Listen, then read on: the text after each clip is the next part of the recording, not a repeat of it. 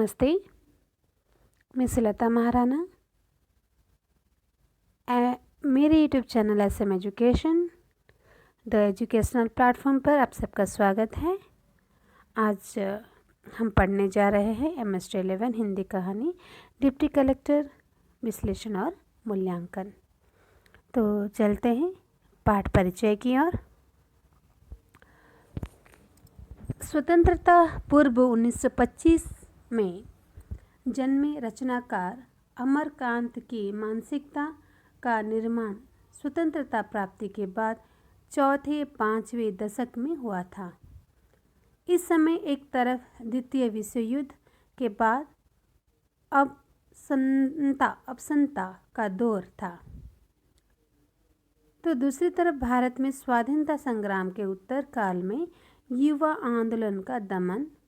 बंगाल का अकाल, पंजाब तथा नोआखाली सहित समस्त भारत सांप्रदायिकता की आग में झुलस रहा था और सरकार के गठन हेतु नेताओं की पदोलोलुपता का अर्थ है पद की लोलुपता, यानी पोस्ट की लोलुपता, पद लोलुपता तथा त्याग की प्रवृत्ति ने नई पीढ़ी में प्रेमचंद युगीन आदर्शवाद तथा यथार्थवाद के प्रति अश्रद्धा तथा मोहभंग का निर्माण किया। अनेक संघर्षों व बलिदानों के पश्चात मिली स्वाधीनता के साथ देश विभाजन तथा हिंसात्मक त्रासदी का इतिहास भी जुड़ गया, क्योंकि स्वाधीनता का आशय अचानक ही सब कुछ परिवर्तित होना नहीं था। इस परिवर्तन को आज़ादी के पहले और आज़ादी के बाद की सीमा रेखा में विभाजित किया गया। विभाजन, विस्थापन, पुनर्वास की विभीषिका ने जनसंख्या की संरचना, स्वभाव, जीवन पद्धति में व्यापक खुलेपन का सूत्रपात किया, जिसके फलस्वरूप सांस्कृतिक मुठभेड़ को अंततः छिटपुट प्रतिरोध के बाद सहयोग, सम्मिलन, सामंजस्य के रूप में स्वीकार कर लिया गया, जिसका प्रभाव रहन सहन, तीज त्योहार, शादी विवाह तथा उत्सव पर्व पर प्रकट होने लगा। स्वाधीन भारत के संविधान के निर्माण के परिणाम स्वरूप भारत सबसे बड़े जनतंत्र के रूप में उभरकर सामने आया। इस संविधान का निर्माण जनहित, लोक कल्याण, शिक्षा तंत्र के विकास, आर्थिक आत्मनिर्भरता, स्त्री शिक्षा जैसे उद्देश्यों को पृष्ठभूमि में रखते हुए किया गया था।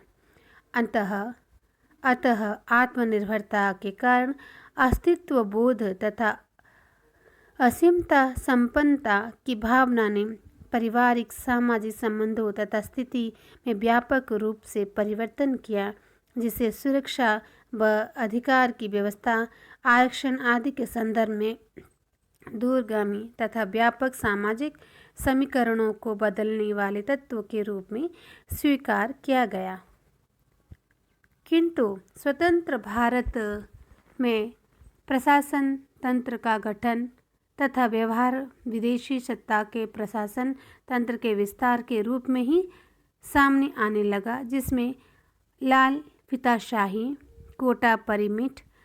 अनियंत्रित भ्रष्टाचार, चोर बाजारी जैसी प्रवृत्तियां व्यापक रूप से निर्मित होने लगी और जनता के कल्याण की योजना में लगने वाली पूंजी का योजनाबद्ध उपयोग न होने के कारण पंचवर्षीय योजनाएं, योजना आयोग की नीतियां, संवैधानिक प्रावधान आदि सभी उचित तथा काम्य नहीं रह सके। नई कहानी आंदोलन का संक्षिप्त परिचय देते हुए, स्वाधीनता की पूर्व संध्या का हिंदी साहित्य जगत प्रेमचंदोत्तर हिंदी कथा साहित्य में आरंभिक परिवर्तनों के संकेतों के रूप में उभरने लगा, जिसमें 1936 से 1940 में एक तरफ तो मार्क्स के द्वारा प्रतिपादित मनुष्य की सामाजिक आर्थिक नियति का विवरण था, तो दूसरी तरफ फ्रायड की अचेतन मन की गहराइयों, कुंठाओं, ग्रंथियों का नवीन परिचय था, जिसने ज्ञान के नए क्षितिज का विस्तार करते हुए प्रेमचंद युगीन आत्मवाद,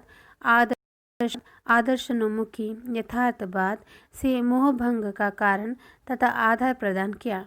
इस वैचारिक क्रांति ने हिंदी के साहित्य जगत को प्रतिवर्ध तथा स्वतंत्र दो भागों में बांट दिया, जिसमें एक भाग 20वीं शताब्दी में मार्क्स के सम्मोहन से, कम्युनिस्ट पार्टी के दिशा निर्देशों से दुनिया के यथार्थ को बदलने का स्वप्न देख रहा था, तो दूसरे भाग फ्रायड के प्रभाव स्वरूप मनुष्य की विचारधारा को स्वतंत्र रूप से अनुभव की भट्टी में डालकर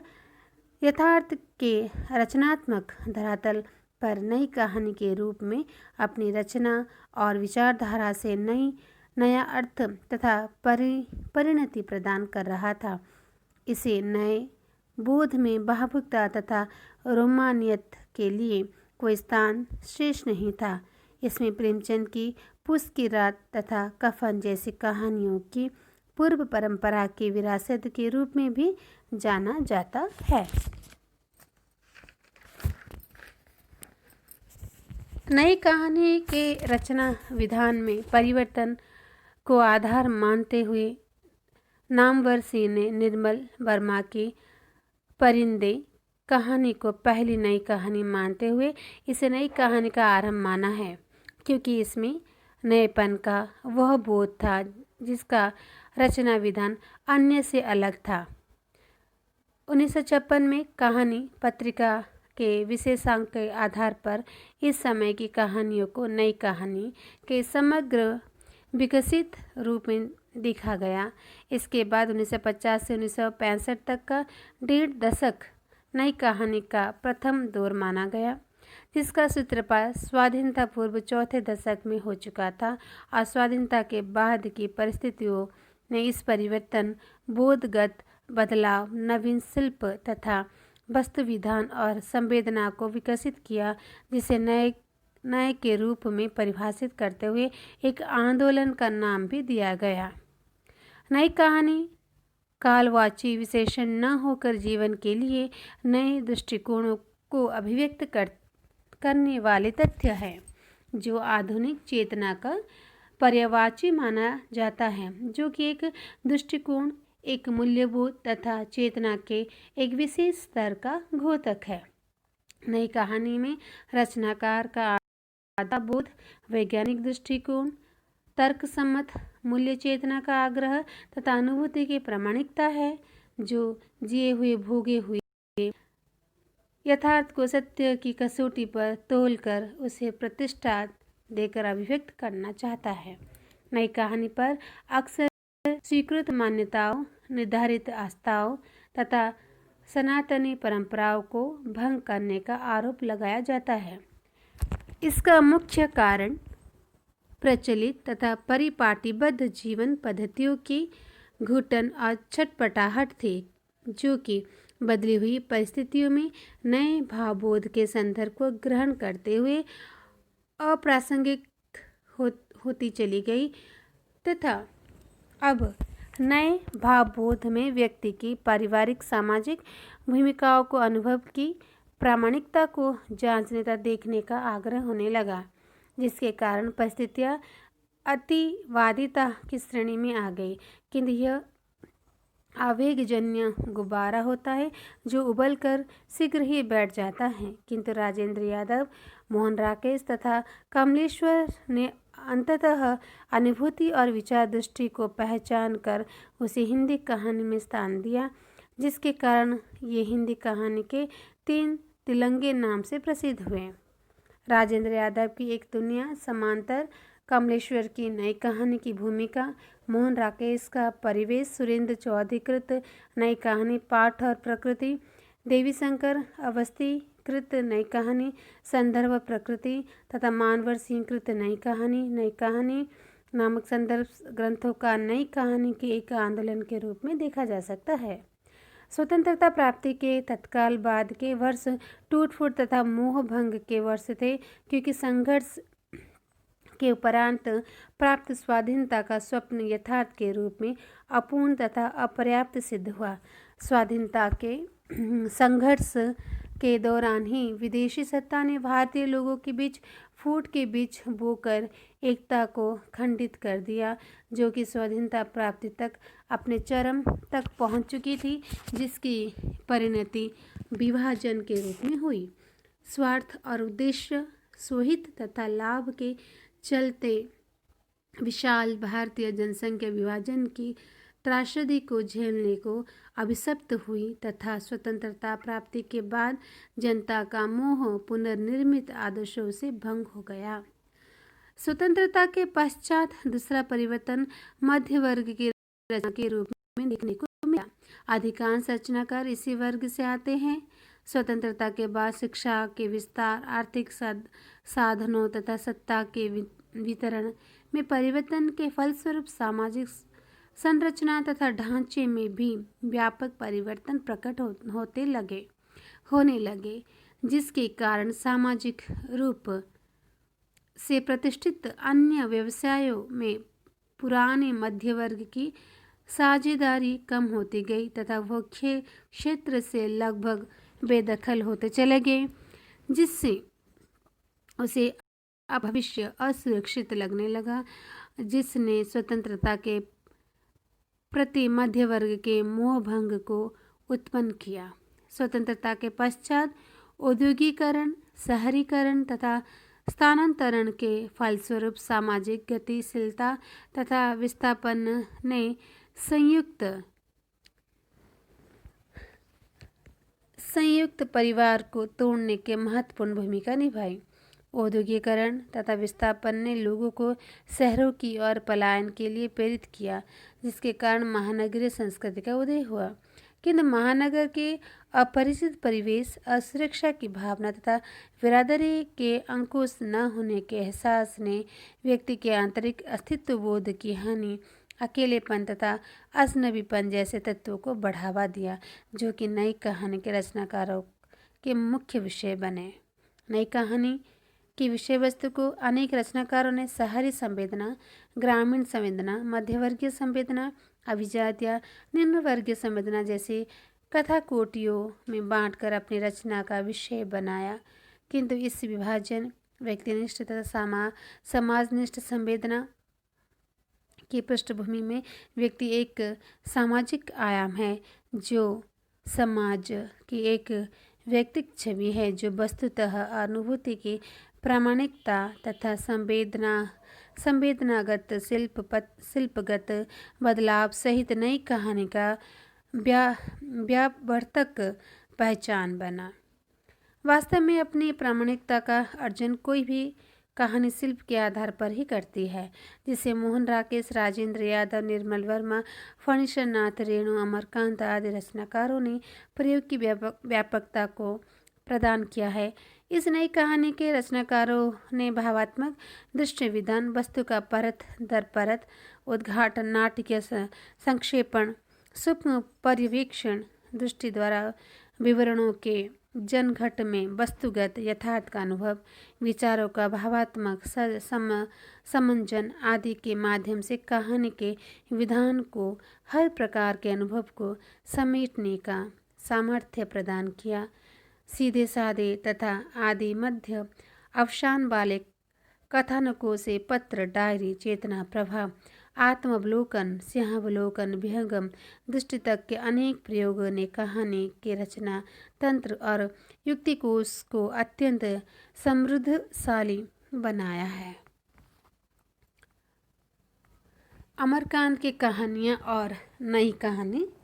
के विषय में जानते हैं। 1942 के स्वाधीनता संग्राम में रेणु के समान ही अमरकांत की भागीदारी की और गांधी जी के आह्वान पर सैकड़ों युवकों के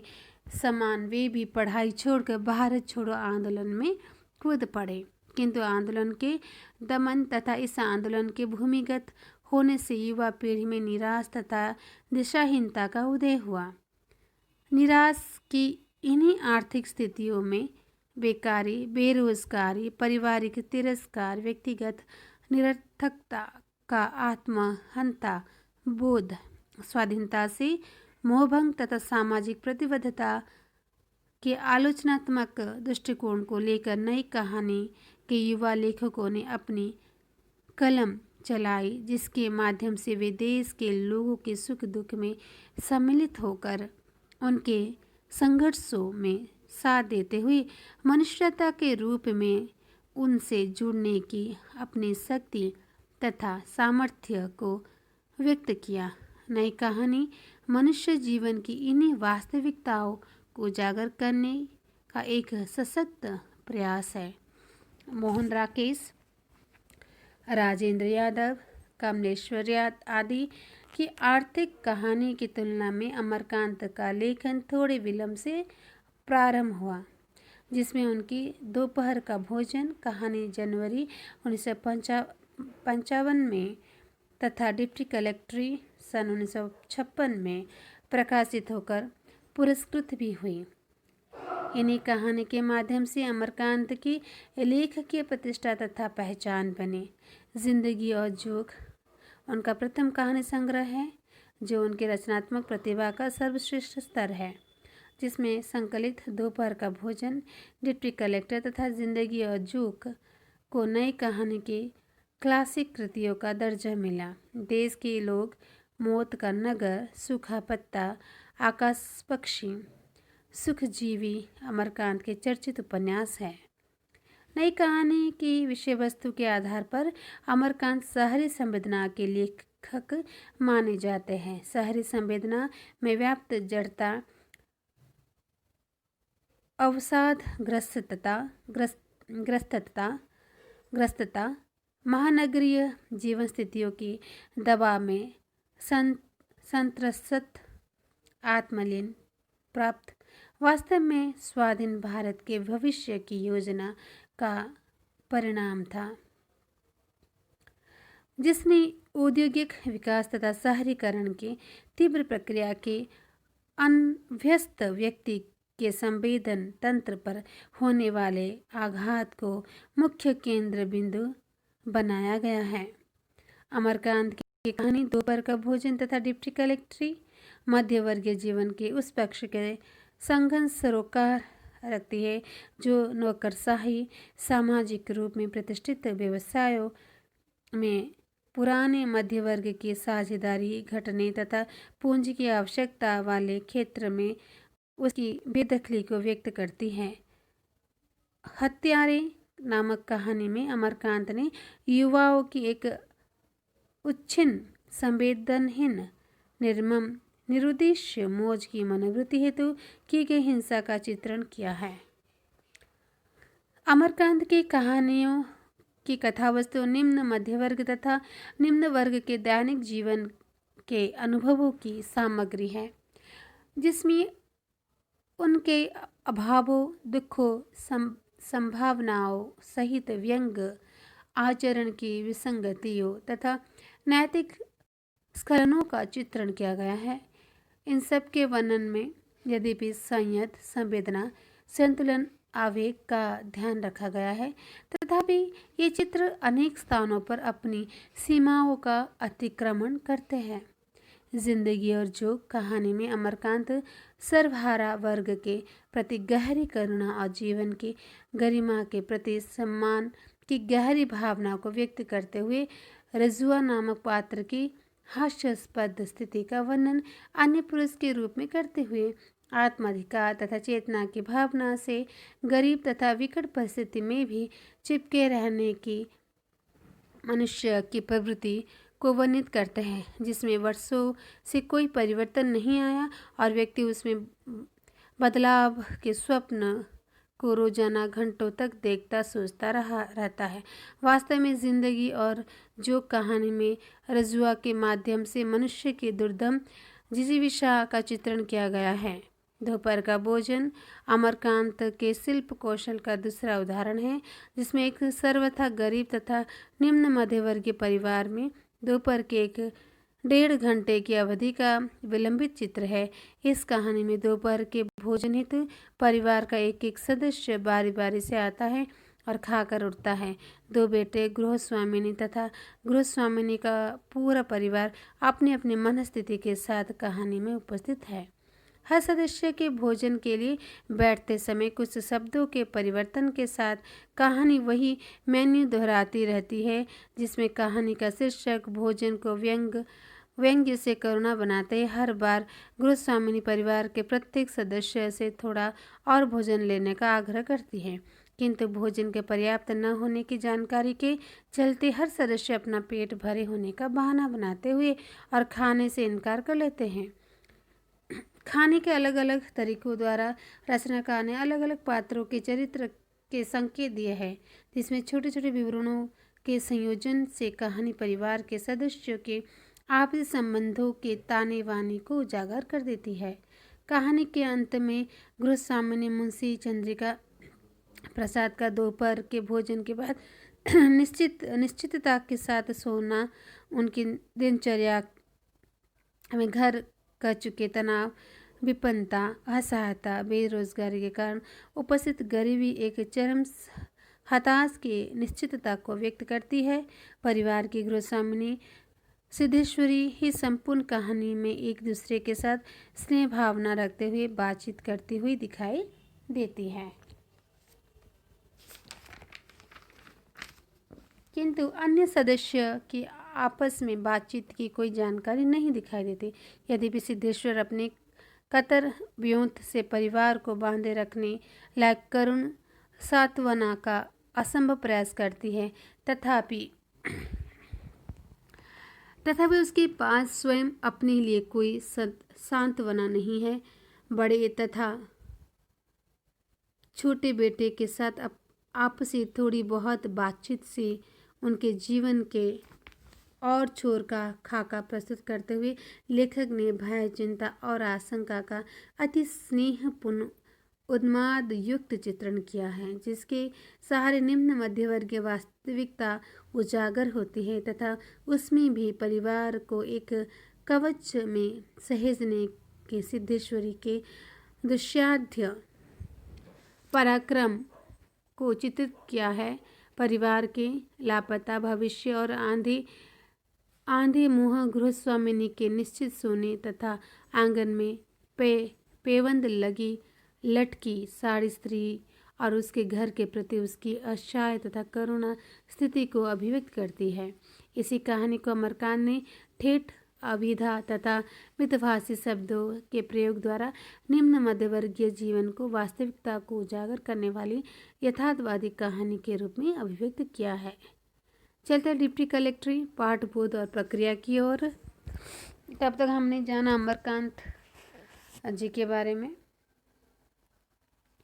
तो अब हम डिप्टी कलेक्टर पाठबोध और प्रक्रिया की ओर चलते हैं। दोपहर का भोजन के समान ही डिप्टी कलेक्ट्री भी एक विपन्न निम्न मध्यवर्गीय परिवार की कहानी है,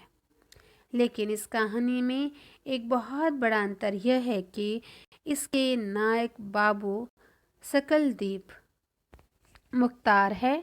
और वे मुख्तारी के कारण अक्सर कुछ पा जाते हैं, जिससे 2 जून का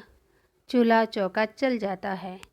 जबकि दोपहर का भोजन का गृहस्वामी चंद्रिका बाबू क्लर्की की छटनी में आजीविका खो चुका है,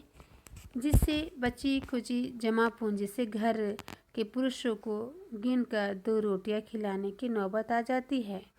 भविष्य के नाम पर वो एक अंधकारमय शून्य का सामना करता हुआ परिवार है,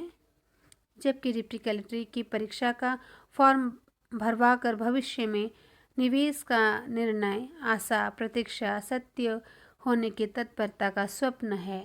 और अतः में उसका विखरना भी मौजूद है। जनतंत्र का वादा, पृष्ठभूमि और शीर्षक का संकेत। भारतीय प्रशासनिक सेवाओं की चयन प्रतियोगिताएं युवा छात्रों के लिए एक जादुई भविष्य द्वार के समान है।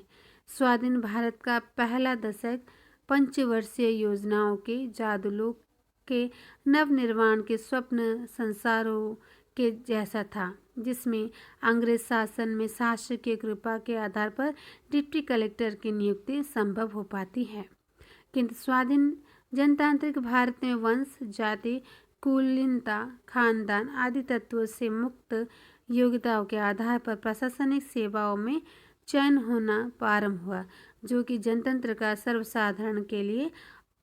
अवसर की समानता के बाद का मुख्य आधार था। इसीलिए जनतंत्र गणतंत्र को गुणतंत्र नाम भी दिया जाता था। किंतु जनतंत्र के इस अवसर की समानता के सिद्धांत में भी अक्सर योग्य जनों के पीछे रह जाने की संभावना से भी इनकार नहीं किया जा सकता, क्योंकि पदों की संख्या सीमित है और योग्य जन की संख्या उसकी तुलना में कहीं अधिक है। इसलिए अपने आप में भी यह कहीं पर्याप्त सांत्वना भी नहीं मिल सकती कि सूची में नाम आने के पश्चात भी डिप्टी कलेक्ट्री चयनित होना अनिश्चित है। यह त्रासदी अधिक करुणा व अन्यायपूर्ण है, जिससे यह कहानी को संरचना के दौरान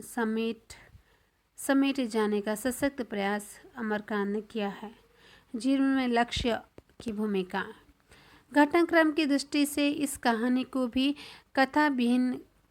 कहा जा सकता है, क्योंकि जिस घटित क्रियाकलापों का या कार्य योजना के द्वारा इसका कथानक बुना गया है, वो डिप्टी कलेक्टर के स्वप्न में निवेश, आशा, प्रतीक्षा की विकास यात्रा के चरणों के रूप में पहचाना जा सकता है। कहानी के प्रारंभ में डिप्टी कलेक्टर की परीक्षा के फॉर्म हेतु पति पत्नी के मध्य फीस को लेकर बहस से होता है, जिसमें कहानी को एक सभी प्राय पूर्वाभास और तत्काल अतीत से रचनाकार ने संबद्धता प्रदान की है। बहुत ही छोटे छोटे वक्तव्यों के द्वारा लेखक अमरकांत पात्रों के क्रियाकलापों के साथ साथ अपने रचन कौशल से उन वक्तव्यों में अपने अनुभव तथा विचारों का मिश्रित कर देते हैं। बाबू सकलदीप अपनी पत्नी से बेटे के आचरण की तथा तीसरी बार डिप्टी कलेक्टर के फॉर्म भरने के लिए फीस का इंतज़ाम करने की बात पर कहासुनी करके घर से बाहर चले जाते हैं तथा 1 घंटे के बाद लौटकर शहर से तीसरी बार डिप्टी कलेक्टर में काफ़ी जगह होने का आशा से फॉर्म भरने के लिए कर्ज लेकर फीस भर देते हैं। घंटे भर पूर्व का उनका क्रोध अपनी असमर्थता व असहायता तथा बेटे की बेरोजगारी का परिणाम था, जो कि उनकी प्रतिक्रियाओं से रोज़मर्रा के दैनिक जीवन का भी अतिक्रम करता हुआ घटनात्मक को भी दर्शाता है। डिप्टी कलेक्टर में 150 के कर्ज के रूप में सकलदीप बाबू ने इस स्वप्न के निवेश में फैसले लेते हुए जीवन में एक मकसद को पाना चाहा है, जिसमें निरुद्देश्य चिड़चिड़ा दिनचर्या की जगह भावी जीवन के लिए आशा व प्रसन्नता के मानसिकता का आगमन होता है। इस डिप्टी कलेक्ट्री में बेटे का फॉर्म भरने के उपरांत उनकी दिनचर्या बदल जाती है और मुंह अंधेरे उठकर बेटे को पढ़ते देखकर एक प्रसन्नता का अनुभव करते हैं, क्योंकि उन्हें इस बात की आशा है कि उनकी तथा बेटे की मेहनत जरूर रंग लाएगी और डिप्टी कलेक्टर बनने के पश्चात संतान का आत्मविस्तार से उन्हें उनकी जर्जरता तथा असमर्थता से भी मुक्ति मिल जाएगी।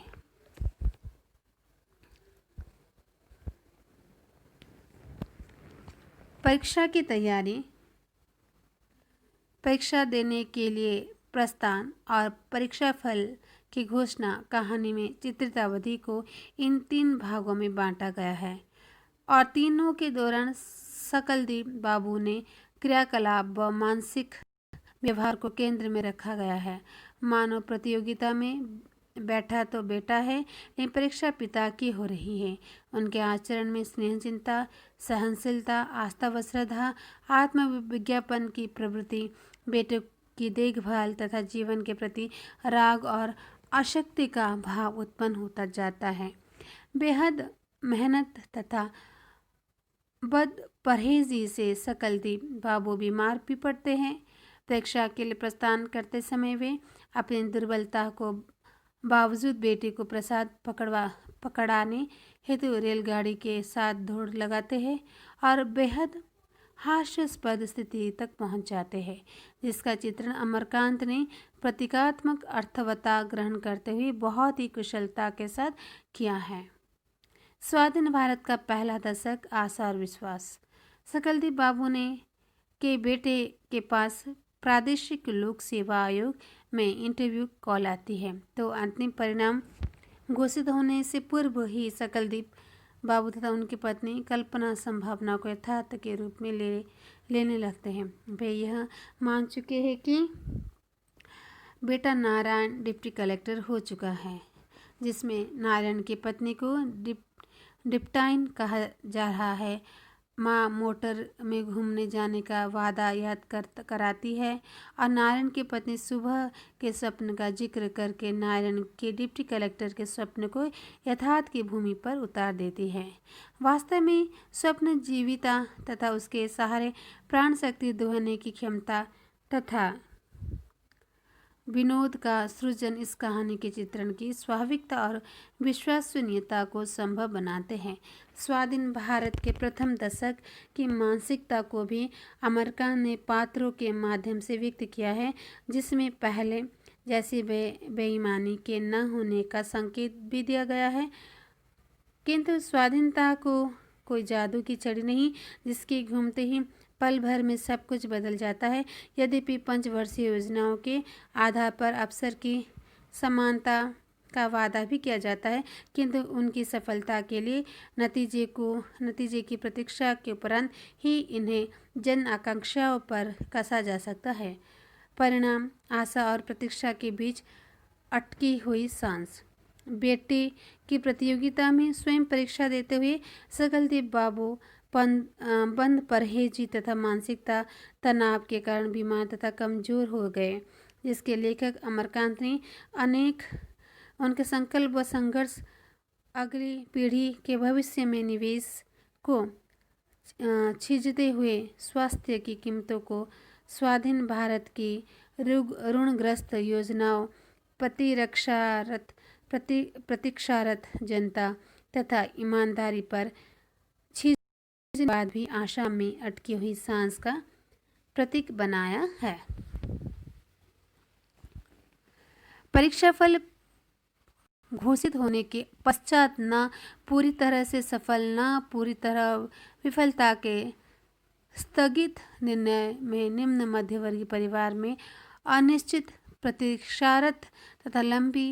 खींचने वाली आशा की गुंजाइश को बीच में विडंबना के रूप में लाकर खड़ा कर देता है।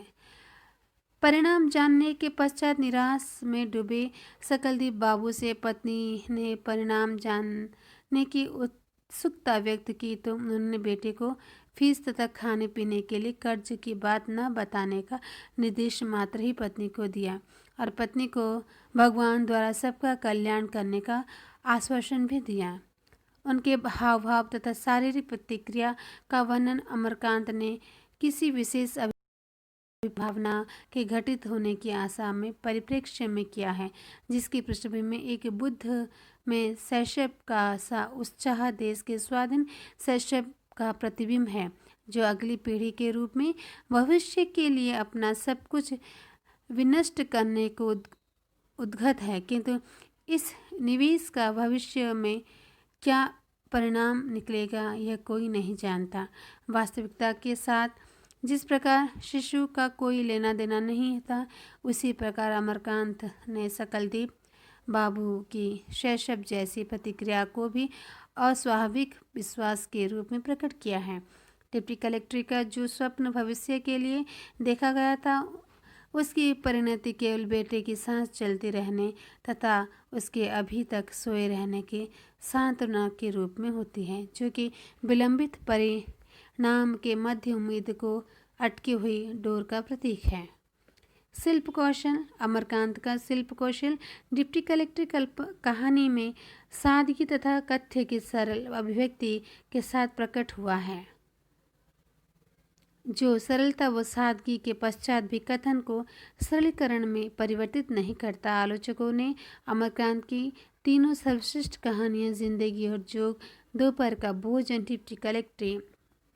को रोमानीय भावबोधक की कहानी माना, जो कि आधुनिक होने के बावजूद भी भावशून्य तथा संवेदनहीन नहीं है। अमरकांत की कहानी का संवेदन व्यापार, वैचारिक परिप्रेक्ष्य और निहित विश्लेषण को, भावना को, रचना को प्रभावात्मक अन्विति का रूप प्रदान करता है, जो कि साहित्य को शक्ति तथा उसकी प्रासंगिकता भी मानी जाती है। इस प्रभावात्मक अन्विति को खोकर साहित्य अपने अस्तित्व तथा औचित्य को भी खो देता है। अतः अमरकांत की कहानियाँ इस प्रभावात्मक अन्विति को औचित्य से पूर्ण रूप से संवित कर तथा संयोजितता है। अमरकांत क्योंकि प्रेमचंद परंपरा का अगला निकटतम विस्तार माने जाते हैं, अतः कहानी में बहुधा उनकी भाषा में प्रेमचंद गूंजते हैं, सुनाई देते हैं। डिप्टी कलेक्टर कहानी के प्रारंभ में बेटे नारायण के प्रति सकलदीप बाबू का क्रोध में विस्फोट प्रेमचंद की भाषा के प्रतिरूप लगता है, जिसमें वे बेटे की खामियों को रेखांकित करते हुए डिप्टी कलेक्टर नाम तक से घृणा करने उल्लेख करते हैं। वास्तव में इस चरम नकार से शुरू होकर कहानी कदम दर कदम बढ़ते हुए चरम सकार का एक रहस्य से समान अन्वेषण करती है, जो पिता और पुत्र के संबंध में अतीत और भविष्य के संबंध का अर्थ आरोपित करते हुए जटिल विकास को भी अत्यंत सादगी के शिल्प द्वारा सहज भाव में उपस्थित कर रही है। तो ये कहानी थी पाठकों डिप्टी कलेक्टर। तो डिप्टी कलेक्टर का कहानी का सारांश है कि जो सकलदीप पिता हैं वो कुछ मुक्तेरी काम करके अपना घर का जो गुजारा है उससे कर लेते हैं, और उनके बेटे को 2 बार हो गए कलेक्ट्री परीक्षा देते हुए असफल हुए, और तीसरी बार वो कहीं से उधार लाकर, कर्ज लाकर बच्चे के लिए, अपने बेटे नारायण के लिए फॉर्म भरते हैं। और फॉर्म भरते ही फिर देखते कि बेटा तो सुबह उठकर पढ़ता है, जिनसे उन्हें प्रसन्नता मिलती है, और बेटे के खान पीन, उनसे दूध दो, उसे बादाम दो, इस तरह से अपनी पत्नी को कहते हैं, उसका ख्याल रखते हैं। और जब डिप्टी कलेक्टर एग्ज़ाम देने बेटा नारायण बाहर जाता है तो प्रसाद देने के लिए वो स्टेशन भी जाते हैं, दौड़ दौड़ के जाते हैं, क्योंकि जबकि उनकी स्वास्थ्य भी इतना स्वास्थ्य अच्छा नहीं था, फिर भी वो जाते हैं। और मध्य वर्ग की कहानी होती है ना कि हम तो बड़े बड़े ऊंचे ऊंचे सपने देखते हैं, और सपन का फल क्या होगा उससे पहले भी और बड़े बड़े कल्पना कर लेते हैं, और जब सपना पूरा नहीं होता तो टूट भी जाते हैं। तो इसी तरह से ये कहानी है डिप्टी कलेक्टर। और अंत में एक पिता बस ये चाहता है कि उसका बेटा सुरक्षित रहे, कलेक्टर बने या ना रहे, खा पी कर अपना जीवन बिताए। यही इस कहानी में है, जो एक पिता क्रोध भी करता है लेकिन अपने बच्चे से बहुत ही प्यार करता है। तो इस तरह से ये डिप्टी कलेक्टर पार्ट को यहाँ पर समाप्त करते हैं। और आप मेरे चैनल को सब्सक्राइब कीजिए, बेल आइकन को प्रेस कीजिए, जिससे नए वीडियो की नोटिफिकेशन आपको मिल सके, और वीडियो को लाइक शेयर कीजिए, और आपके सुझाव कमेंट बॉक्स में दीजिए। नमस्ते, धन्यवाद।